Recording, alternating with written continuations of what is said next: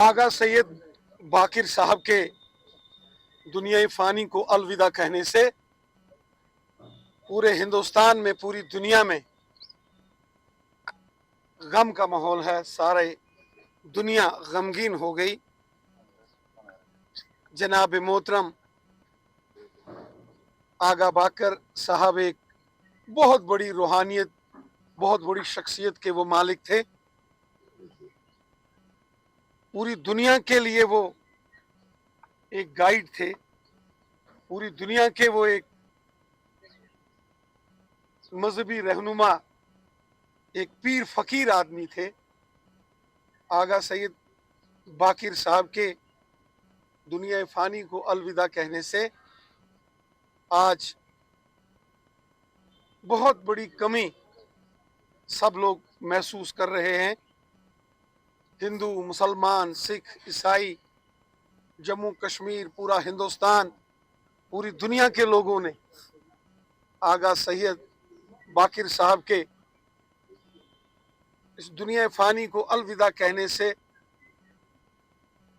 सब लोग गमगीन हो गए। मैं आज यहाँ कश्मीर के बड़गाम में मरहूम आगा साहब के घर में, यहाँ बाकिर साहब के घर में आया, ताज़ियत के लिए आया। गमज़दा उनके परिवार के लोगों के साथ ताज़ियत का इजहार किया, दुख का इजहार किया।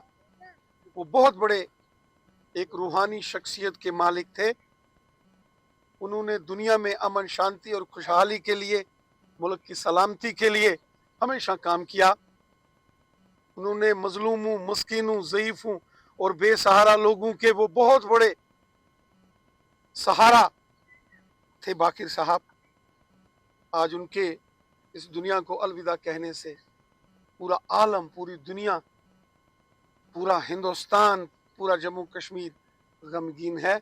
इस मुश्किल वक्त में हमारे मोहतरम प्राइम मिनिस्टर जनाब नरेंद्र मोदी साहब और हमारे मुल्क के होम मिनिस्टर जनाब अमित शाह साहब ने भी फैमिली के साथ, परिवार के साथ दुख का इजहार किया है, ताज़ियत की है। हमारे प्राइम मिनिस्टर मोदी साहब ने और होम मिनिस्टर अमित शाह साहब ने प्राइम मिनिस्टर साहब का और होम मिनिस्टर साहब का पैगाम भी मैंने मरहूम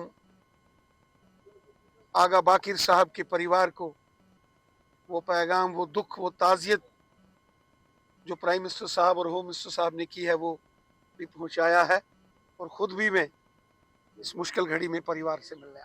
देखिए, जो पहलगाम में हुआ वो बहुत बड़ा जुल्म और कत्लेआम हुआ है। जो पहलगाम में दहशतगर्दाना हमला हुआ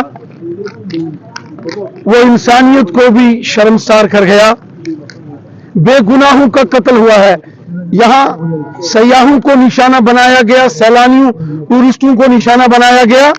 वहीं आदिल शाह साहब, जो कि कश्मीर का ही एक नौजवान है, वो इस हमले में शहीद हो गए। बेगुनाह लोगों का खून बहाना बहुत बड़ा गुनाह है। बहुत बड़ा गुनाह पाकिस्तान के दहशतगर्दों ने किया है।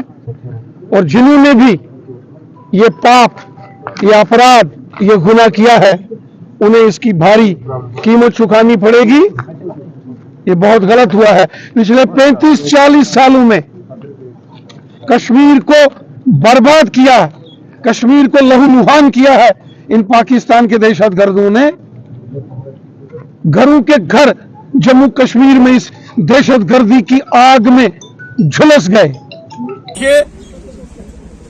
ये बंदूक का खेल बुरा है। बंदूक से जब गोली निकलती है, वो ये नहीं देखती है कि सामने कोई हिंदू है, मुसलमान है, सिख है या ईसाई है। ये बंदूक का खेल, ये गोलियों का खेल, ये ठीक नहीं है।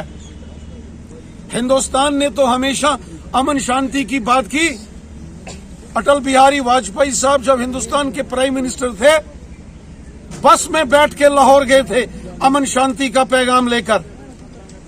और प्राइम मिनिस्टर मोदी साहब जब प्राइम मिनिस्टर बने तो उन्होंने उस वक्त पाकिस्तान के उस वक्त के प्राइम मिनिस्टर नवाब शरीफ को भी हिंदुस्तान बुलाया था और एक बार पाकिस्तान गए थे प्राइम मिनिस्टर मोदी साहब अमन और शांति खुशहाली लाने के लिए। लेकिन अगर वही पाकिस्तान अमन का पैगाम, अमन की भाषा नहीं समझता है तो फिर हिंदुस्तान का कसूर नहीं। कुपवाड़ा से भी एक सोशल वर्कर को ऐसी खबर आ रही है कि रात के अंधेरे में दहशतगर्दों ने निशाना बनाया है।